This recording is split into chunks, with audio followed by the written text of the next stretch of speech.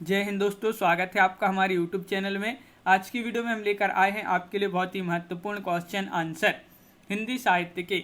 Video पूरा अवश्य देखिए। अगर आप चैनल पर पहली बार आए तो चैनल को सब्सक्राइब कर लें, वीडियो को लाइक कर लें और ज़्यादा से ज़्यादा वीडियो को शेयर करें ताकि अन्य लोग भी यह वीडियो देख सकें। तो चलिए स्टार्ट करते हैं। आज का फर्स्ट क्वेश्चन है, कस्तूरी कुंडल वसे आत्मकथा है, किन की आत्मकथा मानी जाती है? 4 विकल्प दिए गए हैं। शीला झुनझुनवाला की, मैत्री पुष्पा की, कुसुम अंचल की, गोपाल प्रसाद व्यास की। किसकी आत्मकथा है कस्तूरी कुंडल वसे? तो आपका सही आंसर है मैत्री पुष्पा, आपका सही आंसर होगा। मैत्री पुष्पा आपका सही आंसर है, बिल्कुल सही। चरणदास चोर किसकी नाट्य कृति है? मुद्रा राक्षस, बलराज पंडित, हबीब तनवीर या फिर नागबोडस? तो आपका सही आंसर है चरणदास चोर किसकी नाट्य कृति मानी जाती है? तो सही आंसर होगा आपका यहाँ पर विकल्प नंबर सी राइट आंसर है। हबीब तनवीर चरणदास चोर किसकी नाट्य कृति है? हबीब तनवीर राइट आंसर होगा। क्वेश्चन नंबर आपका यहाँ पर 23 पूछा है, ज्ञानमार्गी शाखा के कवियों को किस नाम से पुकारा जाता है? सिद्ध कवि, नाथपंथी कवि, भक्त कवि या फिर यहाँ पर अगला विकल्प है संत कवि। ज्ञानमार्गी शाखा के कवियों को किस नाम से पुकारा जाता है? क्वेश्चन नंबर 123 है और आपका सही आंसर होगा संत कवि नाम से पुकारा जाता है। बिल्कुल सही आंसर है विकल्प नंबर डी। क्वेश्चन नंबर आपका यहाँ पर 124 है, अपभ्रंश का वाल्मीकि किसे कहा जाता है? महत्वपूर्ण क्वेश्चन पूछा गया है। पुष्पदंत को, धनपाल को, शालिबद्ध सूरी को या स्वयंभू को? 4 विकल्प आपके यहाँ पर दिए गए हैं और अपभ्रंश का वाल्मीकि कहा जाता है किनको? तो आपका सही आंसर है स्वयंभू। स्वयंभू आपका विकल्प नंबर डी राइट आंसर है। क्वेश्चन नंबर आपका 25 पूछा है, चंदवरदाई किसके दरबारी कवि थे? महत्वपूर्ण क्वेश्चन। महाराज हम्मीर के, महाराज विशलदेव के, महाराज प्रताप के, महाराणा प्रताप के या फिर पृथ्वीराज चौहान की?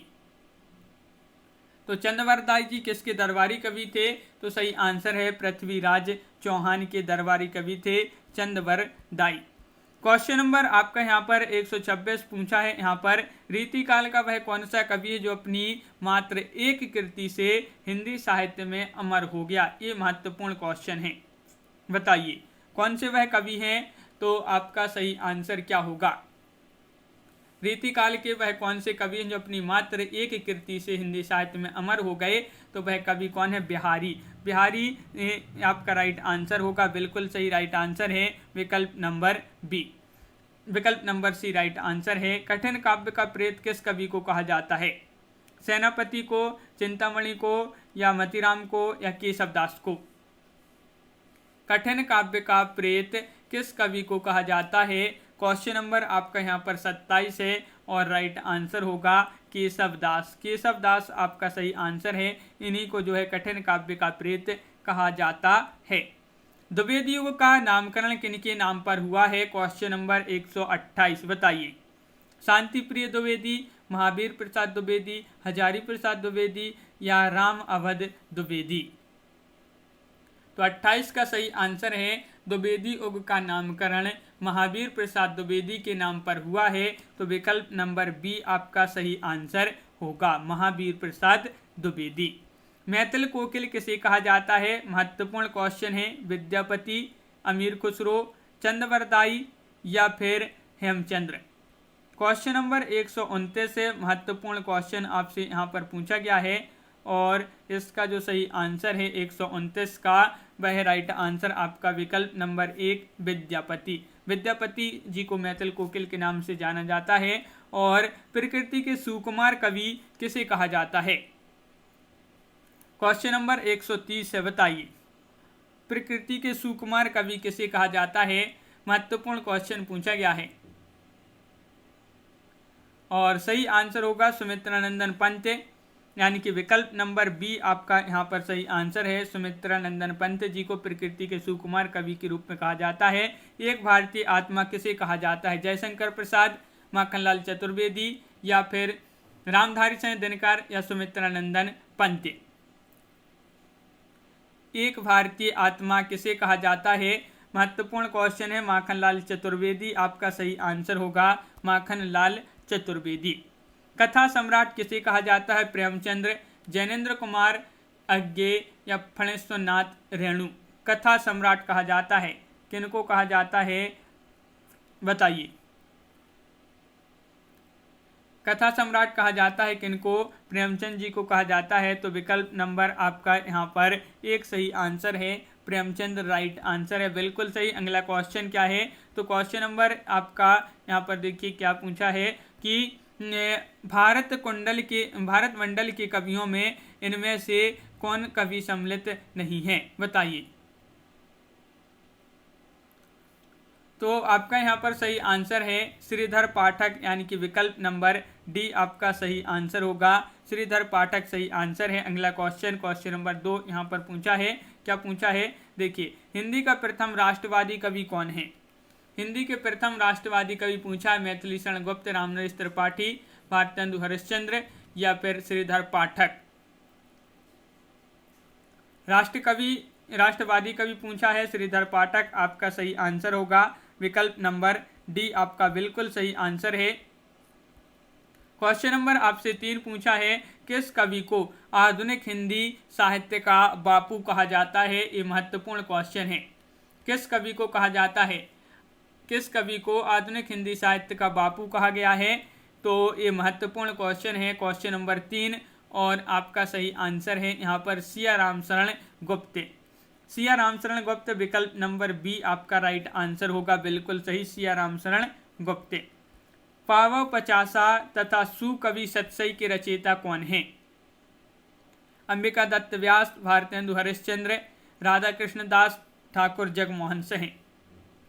पावव पचासा सुकवि सतसई ये बहुत ही महत्वपूर्ण रचना है और इनके जो रचयिता हैं अंबिका दत्त व्यास हैं, विकल्प नंबर आपका एक सही आंसर होगा अंबिका दत्त व्यास। इनमें से कौन सा कवि 2 युगों के संधि स्थल पर अवस्थित है? महत्वपूर्ण क्वेश्चन है ये, बताइए। मैथिली शरण गुप्त, गया प्रसाद शुक्ल स्नेही, अयोध्या सिंह उपाध्याय हरिऔध, भारतेंदु हरिश्चंद्र।